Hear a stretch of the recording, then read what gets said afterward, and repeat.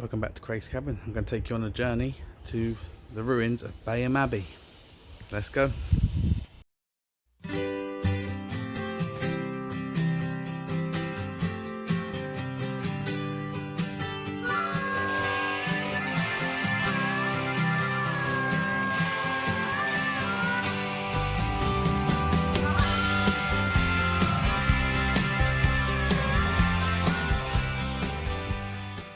We've arrived at the ruins of Bayham Old Abbey.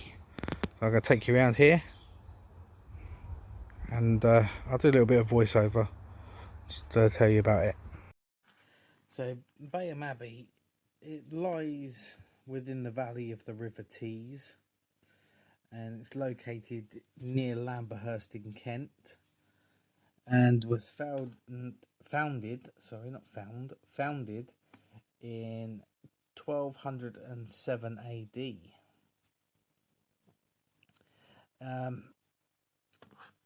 These type of abbeys were often preferred because of their secluded areas, and Bayham was one of these locations. It was quite secluded. The river nearby provided its water supply and as well as drainage. But as well as that, Bayham was founded through the conjunction of two abbeys with two different family houses: Sulby, which founded Brockley, and Durford, which was also another family house of Otham.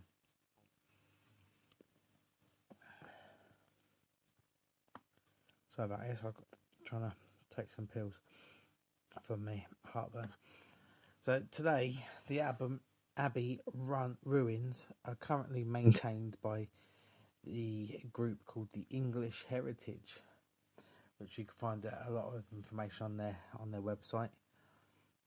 And the ruins themselves largely consist of partial walls, and even though there is partial walls, you can still see some of the room layouts that were there. There's loads of examples of the carvings in the stonework, and you can see the stone frameworks from like 3 giant windows there, and you can still see the quality of the workmanship in parts. Also, an interesting thing was where this abbey is sited in between Kent and Sussex, right on the border. It is also presumed to have been an entrance to each county, because there were ruins of a gatehouse known as the Kentish Gate, which was situated nearby. But there has never been a trace found of another gate called the Sussex Gate. They've still not been able to find that. But other buildings, such as stables and barns, they're still looking for as well. So Bayham Abbey was founded in the 1200 AD era by Ralph de Dean. He was a Norman landowner who, with his son, brought the abbey into fruition, and he was there with his daughter Ella, his wife, and his first wife, and over the years the Sackville family became the primary supporters of the abbey and were there for generations. And many generations chose the site for their family burials. Other benefactors of the abbey included a Braid family, who are from the Broad estate in Hellingley in East Sussex, and some of their families added de Helling to their name. Now, the abbey itself was built from local sandstone in the first half of the 13th century, the 1200 era. But by the 15th century, the original design had to be enlarged with new parts of the abbey, and some of these new parts are still visible within the structure, and so are some of the early original parts still visible. See, now the abbey was suppressed by Cardinal Wolsey in 1525 when he tried to get funding for his two new colleges before it fell into the hands of King Henry VIII in 1538. Then when the Bayham Abbey was under the King's control, it was sort of rented out to Anthony Brown, who was the first Viscount Montague, until Queen Elizabeth sold the estate outright. And it's had loads of various changes of ownership and was finally sold to Sir John Pratt in 1714. And it has remained in that family until 1961, when it was gifted to the English Heritage, who carried out a brief archaeological survey at the site. Right, the Camden family, who were descended from the Pratt family, built a dower house, which is otherwise known as the Bayham Old Abbey house, and it was built on the estate as the old residence where they lived. The new grounds have been landscaped by Humphry Repton, who included within the plans of the old abbey. Samuel Grimm had sketched the plans for the abbey back in 1785, and he was one to emphasize the grand scale of the abbey's character with its ivy-clad walls. But some modifications were made to the abbey, and memorialised in one of Humphry Repton's books, which was the most read books, with the inscription on it, "The application of gardening and architecture united." So in 1872, the Camden family moved to the other side of the Tees Valley into the newly built Bayham Abbey house. And now the ruins of the abbey remain as a historical landscape feature. But as you walk around, you also see it had been used for the family's infant burials, as there are two tiny little graves, and the inscriptions on the wall will give you more detail of why, well, not so much why as who and when they were. I do apologise for the quality of the camera footage. It was me trying out all these new little gadgets for little cheap GoPro camera I was bought. The camera itself is brilliant. It's just, I think I've put a smudge on the case because it was used to film a few videos.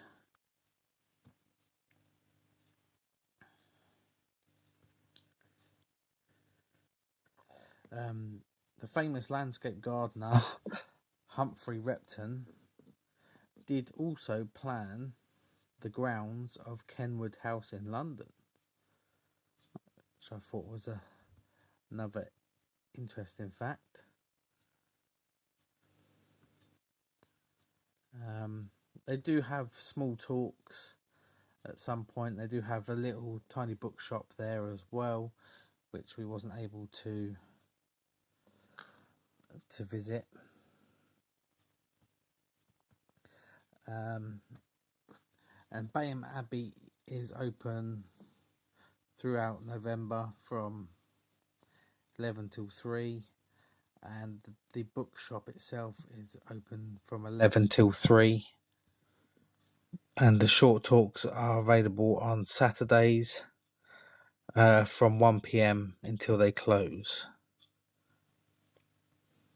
If you want to find out more about Bayham Abbey, you can Google search it, or if you have a look on the englishheritage.org.uk and search for Bayham Abbey, you can find out some more information, even plan a trip if you're over this part of the country. It was actually quite a fascinating day out, if I'm honest. It was just one of those things I saw on the road sign, and because we were English Heritage members, I thought we should go. We learnt quite a bit. We got to have a nice walk around, nice historical place. And it was just a lovely day out. I mean, you only get a snippet of our day out of this video, but it was quite an enjoyable day out. The kids were running about, playing hide and seek within the ruins. I did have to tell them not to climb a couple of times, but they're kids, that's what they do.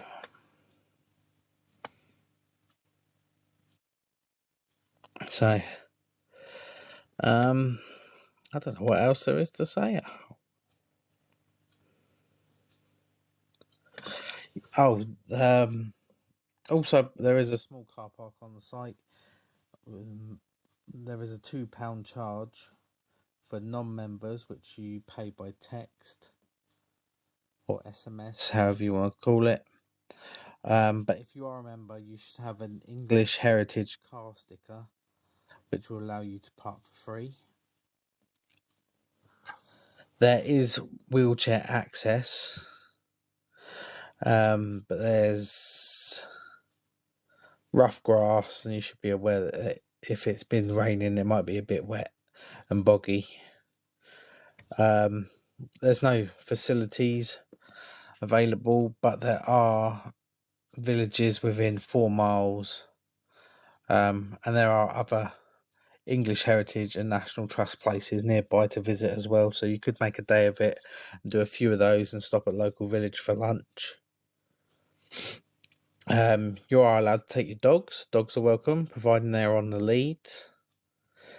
They do have restrictions on drone flying. Now, as a rule, English Heritage does not allow drone flying on their sites, except by contractors and people that work for the English Heritage.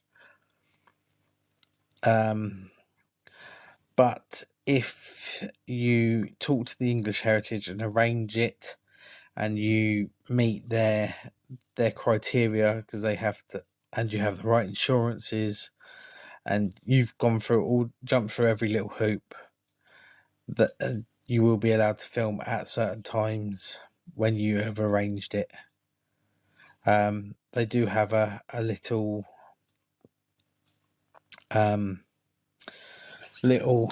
email address, which is on their website, where it says, please see our drone filming guidelines and email the filming team.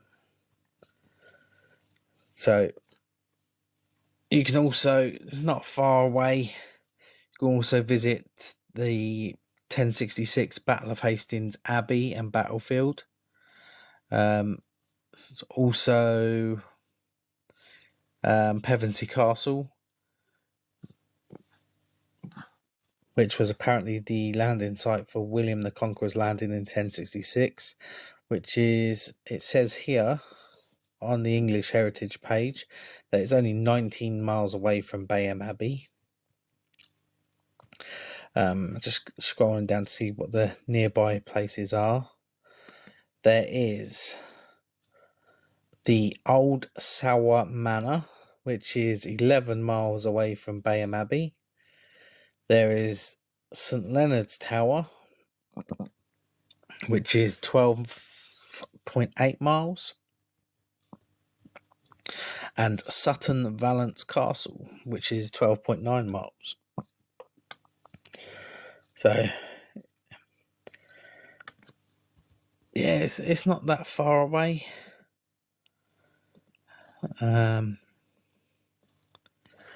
Apparently Leeds Castle is nearby, but I'm not sure if that's English heritage or not. Let's just check, shall we? Seeing as I've got the voice recorder on.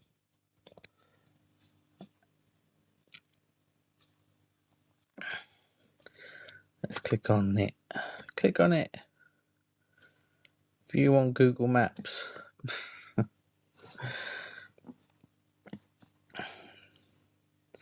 But yeah, it was a lovely day. The sun was shining. It wasn't too cold. Kids loved running about, and I did like seeing all the little rooms you could still say laid out, and the corridors were still laid out, even though the walls had been destroyed. Some of it still remained.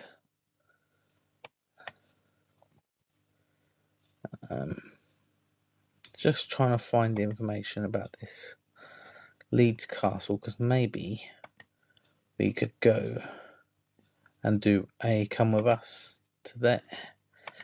Let's just type into Google Leeds Castle. Let's do this little bit of voiceover while you're watching. There's the inscription for the two little graves that are on the floor.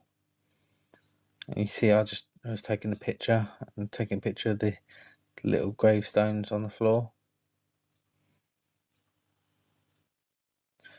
And as we go through here, you see all the archways and that's still in place. There's the stairways up there.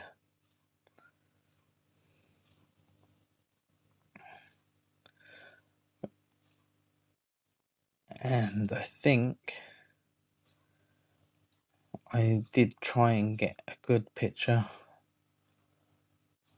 I don't think I got a picture of it on the GoPro, but I think I took pictures of it on my Facebook page of the little gargoyles and angels and that carved into the walls higher up. So Leeds Castle is in Broomfield in Maidstone.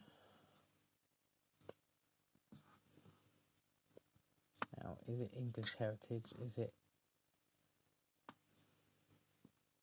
No, I think it's independent. Yeah, it's not too far away. It's still in the rounded area with the other ones, but I think it's independent. You'd have to book it separately. But Bayham Old Abbey was a fascinating place.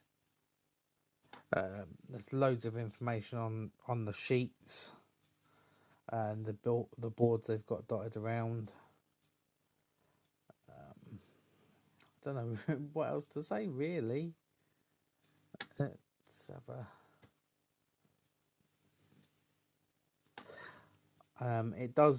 there is a warning that pops up when you try to book it, even though you could just turn up. But if you want the guided tour, I would advise booking.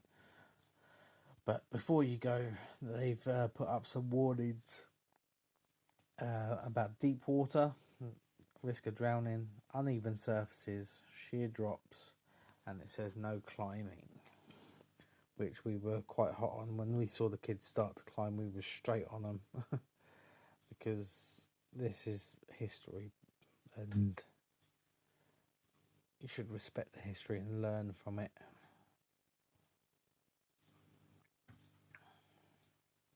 See if I can find any more information for you about it.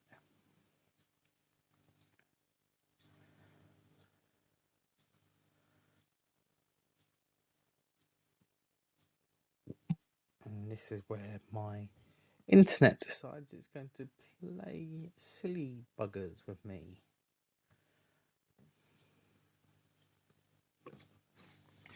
Yeah, so what we found out, there was 2 infant sons. I think it was within the same year or within a year or 2 of each other. They tried and they couldn't have. Basically, the kids didn't survive that long, and they were buried there in the grounds of the abbey, if I remember rightly.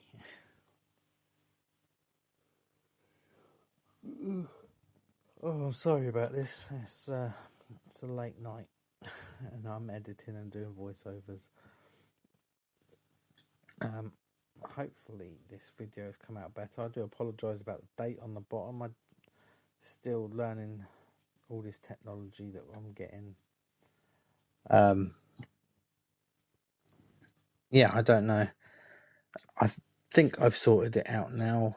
So the next one, when I strap the GoPro on, it should either not have the date in there, or it should be the correct date and time anyway.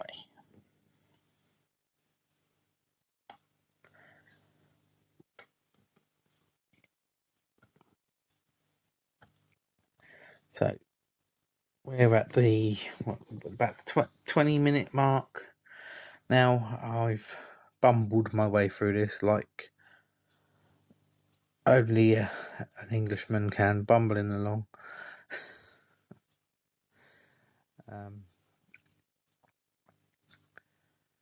Yeah, so I hope you've enjoyed this little trip to Bayham Abbey, and hopefully you've learned something from this quite poor voiceover work from me. As I learn to use the GoPro, I'm sure the mic working out will be a bit better. I'm quite happy with the way the GoPro is working. I think I do need to adjust the straps a bit better, but it is not as shaky as when the kids were holding the handheld camera. It's definitely not. Oh, I do apologise.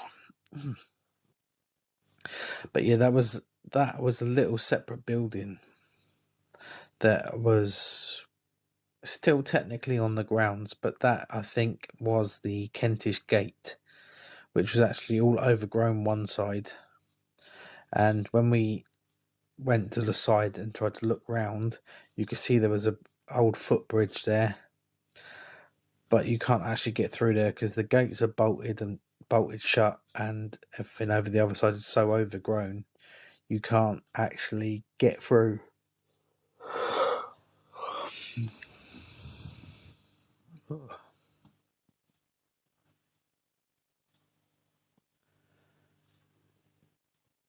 So that's where we're at. We're at the 22 minutes, 23 minutes mark. I hope you've enjoyed walking around this abbey. Even if you've muted me, I don't mind. I don't blame you if you do. Yeah, there you go. You can see the gate itself is overgrown. This is where standing with my partner to have our picture taken at the Kentish gate. Had to wait for our son to take a few pictures. There we go. So yeah, I'm going to keep saying it because I don't know what else to say. It was a lovely day out. We learnt a lot. As you can see, they've got all the boards there that give you more history than what I've explained. If you're ever in this part of the world, it's definitely one to go look at.